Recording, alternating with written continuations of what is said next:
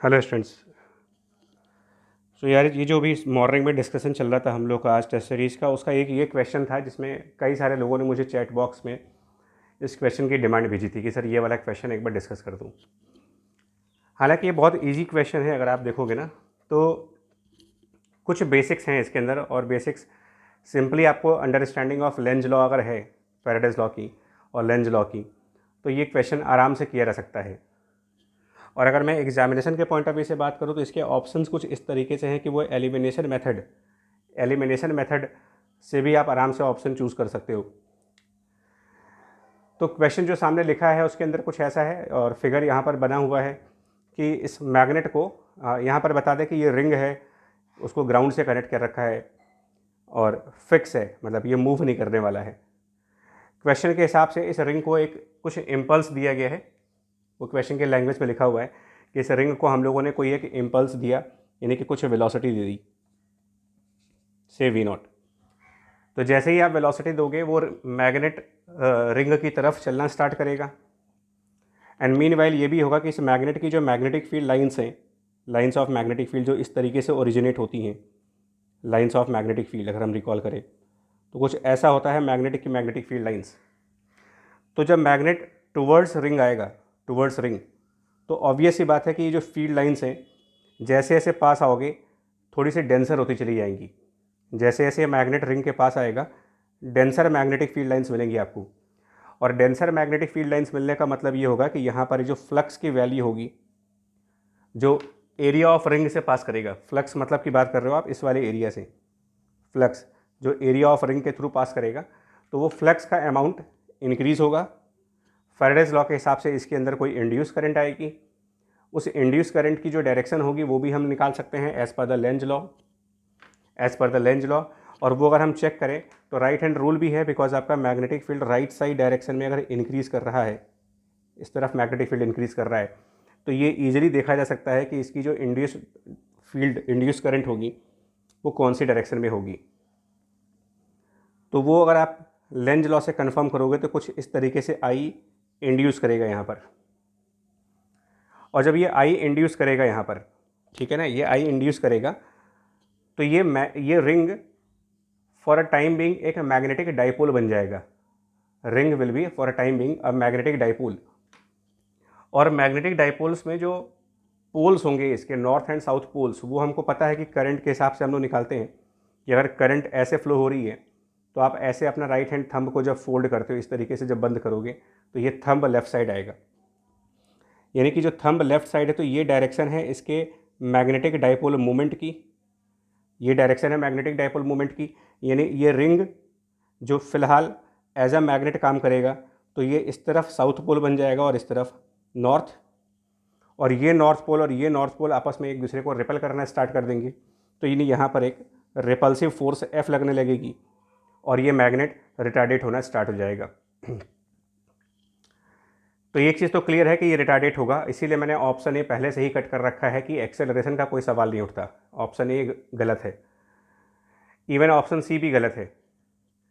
There is clearly A and C option are wrong, because option C में कह रहा है कि वो कांस्टेंट वेलोसिटी है और ऑप्शन ए में वो कह रहा है कि एक्सेलरेशन होगा। ये दोनों गलत ऑप्शन हैं। सो कन्फ्यूजन वाले सिर्फ दो ही पॉइंट्स बचते हैं आपके पास, ऑप्शन बी जिसमें वो कह रहा है कि ये ऑसिलेट करेगा, और ऑप्शन डी जिसमें वो कह रहा है कि वो रेस्ट पर आ जाएगा फाइनली। तो अगर ये मैग्नेट मान लो दूसरे साइड आ जाए ना, अगर ये मैग्नेट रिंग के दूसरे साइड चला जाए, तो मैं उस डायग्राम को भी आपको ड्रॉ करके दिखा दे रहा हूँ कि मान लिया हमारा रिंग यहाँ पर है, ग्राउंडेड है, और सपोज करते हैं कि ये मैग्नेट उसको क्रॉस कर गया, उसके रिंग को क्रॉस कर गया, और रिंग को क्रॉस करने के बाद ये इस डायरेक्शन में कोई v स्पीड पे जा रहा है।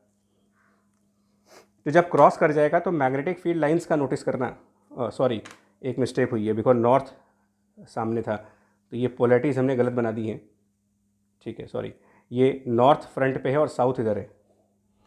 तो मैग्नेटिक फील्ड लाइंस कुछ ऐसी होंगी टुवर्ड साउथ पोल ऐसे, and then magnetic field line ऐसे आकर के साउथ पोल की तरफ आएंगी, फिर मैग्नेटिक फील्ड लाइंस ऐसे आएंगी।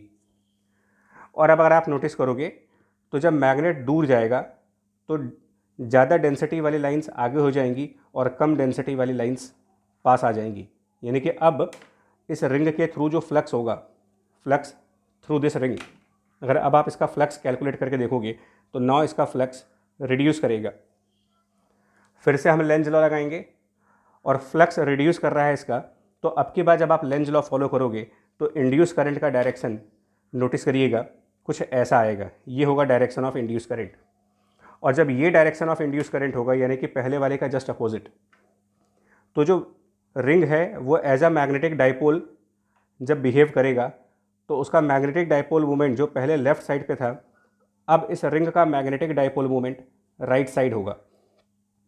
और जब इसका magnetic dipole moment right side होगा तो यहाँ पर साउथ और यहाँ पर आप नॉर्थ पोल जैसी चीज़ मान सकते हो, और ये नॉर्थ इस साउथ वाले पोल को अपनी तरफ अट्रैक्ट करेगा, और ये अट्रैक्टिव फोर्स F इस वेलोसिटी v के अपोजिट होने की वजह से फिर से एज रिटार्डेशन काम करेगा। तो मैग्नेट यहाँ भी रिटार्डेट हो रहा है, मैग्नेट यहाँ भी रिटार्डेट हो रहा है। Direction of force F ring के सेंटर के लेफ्ट साइड पर और रिंग के सेंटर के राइट साइड पर डायरेक्शन ऑफ F एक ही आ रहा है। और हमें पता है कि ऑसिलेशन करने के लिए इक्विलिब्रियम पॉइंट के अपोजिट साइड्स पर फोर्स का डायरेक्शन चेंज होना चाहिए। सो ये ऑसिलेशन का भी सवाल नहीं उठता यहाँ पर, यानी कि ऑप्शन सी भी अब गलत हो रहा है। सो एक ही ऑप्शन जो हमारे पास यहाँ बचता है वो D, which is the right answer, और वो जस्टिफाइड भी है। ये फोर्स इस वेलोसिटी को कम कर देगा, ये फोर्स भी इस वेलोसिटी को कम करेगा, और फाइनली ये मैग्नेट स्टॉप कर जाएगा। अब यहाँ पर एक क्वेश्चन ये आता है कि जब ये मैग्नेट फाइनली स्टॉप हो जाएगा तो ये V0 के करस्पॉन्डिंग जो एनर्जी थी वो कहाँ चली जाएगी। तो वो भी बता दूँ आपको, अगर मैग्नेट का मास आप m मानते हो तो 1/2 m V0 square initial energy है, जैसे ई इनिशियल, काइनेटिक एनर्जी इनिशियल। ये कहाँ चला जाएगा अगर हम बात करें, इसकी वैल्यू कहाँ जाएगी। तो ये एडी करंट लॉसेस होती हैं, एडी करंट लॉसेस इसी को बोलते हो आप, है ना। ये इंड्यूस करंट का हीटिंग इफेक्ट होगा। तो ये एक तरीके से ये एडी करंट लॉसेस हैं दैट जब इसमें इंड्यूस करंट आएगा तो इस रिंग के अंदर कुछ हीटिंग इफेक्ट्स होंगे, और उस हीटिंग इफेक्ट की वजह से यहाँ पर जो हीट जनरेट होगी वो at the cost of decrease of this kinetic energy होगी।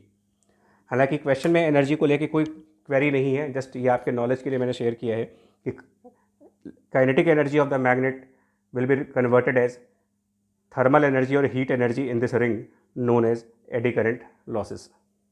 ठीक है, सो ये है। और कोई क्वेश्चन हो तो आप मुझे मैसेज करिए, उसका भी वीडियो के थ्रू आपको मैं एक्सप्लेन कर दूंगा।